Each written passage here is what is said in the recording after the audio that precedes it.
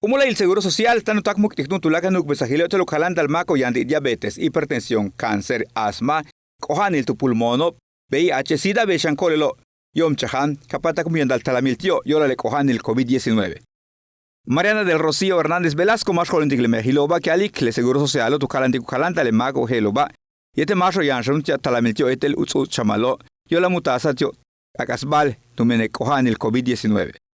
Yola tuntu meletio, Sahbenti li andiko tutan le kohanila, le mako ba kanantunut se shigindiko bashkiala tio tumelet sakiajo.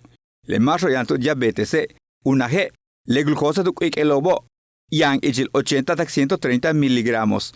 Yetel beshan, le macho yang hipertensión, watala miltio tu presión obe, mau upatal manalti 130-80 bi. Kugata rantiobe, maus ul chamalo irka pexu winkililo. Lak mako yang talamiltio mantase unahtunu bino, lek ingetsan tenahilo to walalo beitun shano wa makabete mau bino tushan abetu bintu shamak wahach nohtala milianti te to kuchil urgencias kuyalalo be shamo tu pasta uche ko ye kuyubik wa tek pek nahan u azúcar hesialalo yetulula talamilti wa kutukulta le kohan del COVID-19 yanti le makoba ma una hutsaki huwa makleti abetu bintu ignal tsakia kain lakwa manal 38 grados chokulianti matuchai kuyik talamilianti Tuchiba lupol, yahukal, yahuinkili tu la basoti.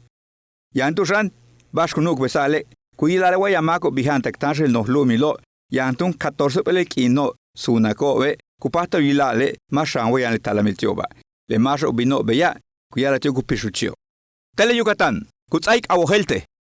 Tele Yucatán te informa de lunes a viernes, 8 de la noche, con Lenny Magaña y Carlos Rodríguez.